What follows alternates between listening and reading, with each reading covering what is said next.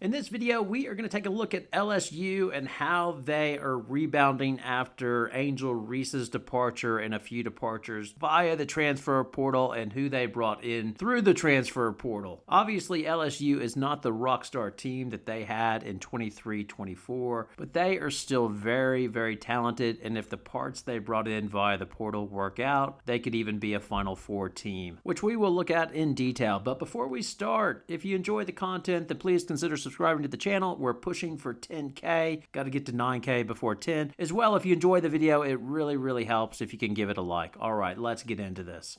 So LSU in the 24-25 season will obviously have a different look to it, and that's because Angel Reese has moved on. In addition to this, they lost 4 guards via the transfer portal. Velez, Kent, Poole. Jerry Poole obviously left midway through last season, and then the other high-profile transfer was Haley Van Lith, who went to TCU. So because of this, Mulkey and her coaching staff went to the portal to replenish the guards in her program.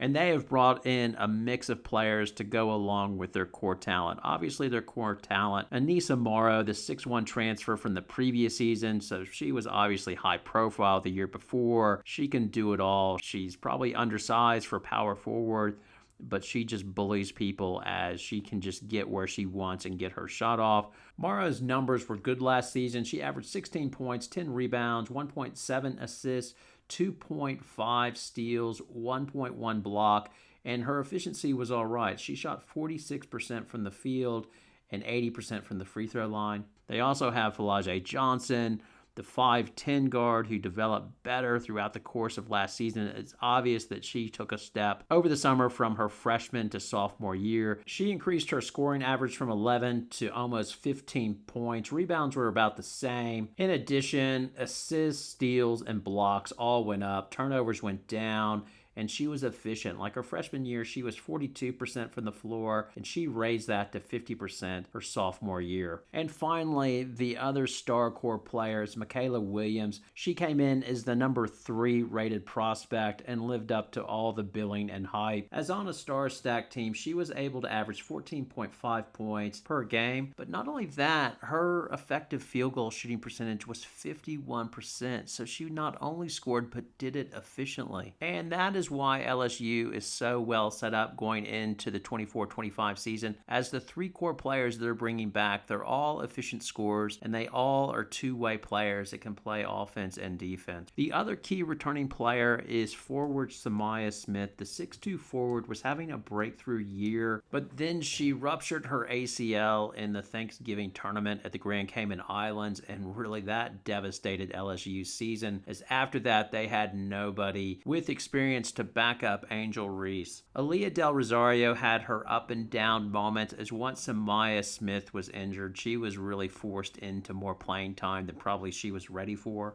At times last season, she seemed really slow. Mulkey was giving her praise, saying that prior to coming to LSU, she had ankle surgery and she felt that she really got stuck into conditioning. And as the season went along, she was actually moving better. I think overall, Kim Mulkey sees her as a big positional center, and they're just going to keep on working on her. If she can rebound and give effective defense, set picks, they'll be happy with whatever she delivers. And Samaya Smith with Del Rosario, you would think LSU is covered at the center position. The last prominent player returning to LSU from last season is Lastiera Poa. At times last year, it felt like LSU and Kim Mulkey alternated between what point guard was in her doghouse. Sometimes she'd be upset with Haley Van Lith and go to Poa, and then she'd get frustrated with Poa and go back to Haley Van Lith, and it was like a coach that couldn't decide on their quarterback the entire season. And essentially, that is why LSU stacked up on guards in the transfer portal, and they've got a whole variety coming in, and it's sort of like they're a little bit of Moneyball. They all do different things, and I think they're just going to put them all together and see who works out or doesn't work out, because essentially they have a good core, as we went through before. You would have Williams and Johnson, like one playing guard, one at the forward spot, then Morrow at the power forward, and then Samaya Smith presumably playing center. So the open point guard spot would seem to be a battle of 5, so the incumbent Poa. And then the most flashy transfer coming in would be Kaylin Gilbert. Out of high school, she was rated as the number 31 recruit. She put up numbers her sophomore year at Arizona,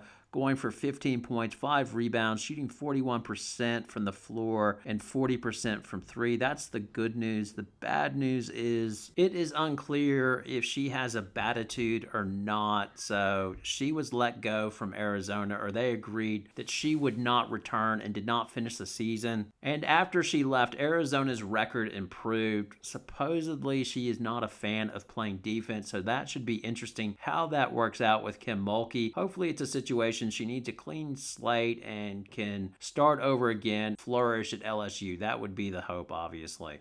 Another point guard they brought in is Cheyenne Day-Wilson. She's 5'6", and she's just really solid. Like, she's around an 11-point score over her career. She's going into her senior year. Her last season was at Miami. Prior to that, she had 2 seasons at Duke. She normally shoots about 40% from the floor. Her first 2 years, actually, she's quite low. She's around in the 30%, but you would think she would bring veteran leadership if that's the way they want to go. Gilbert's a little bit taller than her at 5'8". There are 2 more point guard candidates. So Miracle Shepard transferred from Mississippi State.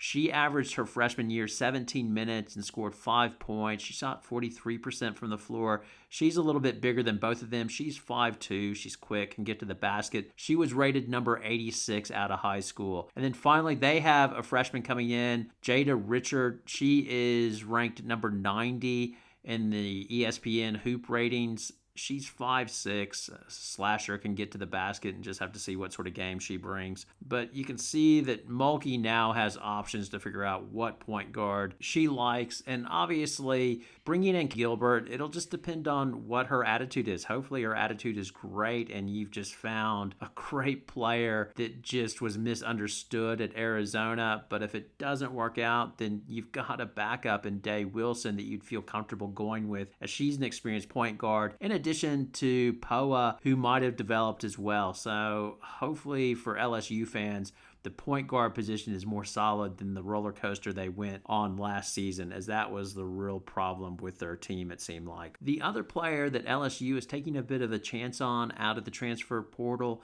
is Jersey Wolfenbarger, who's 6'5". She's a junior. She was highly rated coming out of high school. She was like the number 7 recruit, the number 1 wing. She's long at 6'5", and she can shoot, but it just did not work out very well at Arkansas, or as expected. Like, she averaged 3.9 points per game, 3.3 rebounds. In the press release issued by Kim Mulkey, she noted that she's a forward and let's get to work. So I think Kim Mulkey's plan is let's toughen her up, make her stronger, and really turn her into a good player, obviously. And nothing lost if it doesn't work out. But if it does work out, then you have depth behind Williams and Johnson, and just another good forward that also can shoot from outside. So looking at all the parts that LSU has, I'm still bullish on them if they can come together and it develops right. They need to have a few things go right, and players and Samaya Smith coming back and limiting injuries. But if it does go well, I see them as a potential Final Four team, even a championship team, but it really needs to go quite well for them to achieve that. And I think maybe they might be able to surprise and catch teams off guard that were expecting a bit of a fallback after losing Angel Reese. But with that talent they have, I don't think they'll win the SEC, but I wouldn't be surprised if they could pull off a second. I know it's a very deep conference and there's Texas in there as well, but it should be an interesting battle, and I'm just curious to see how that team develops over the season. Anyway, your comments, your thoughts. Do you think LSU is a Final Four team? And do you think Kim Mulkey struck some gold in the portal with undervalued Gilbert and with Wolfenbarger, as Mulkey will be able to develop her talent? Anyway, your comments below. Everything is welcome, even your poison. Thanks a lot for watching. Have a great night.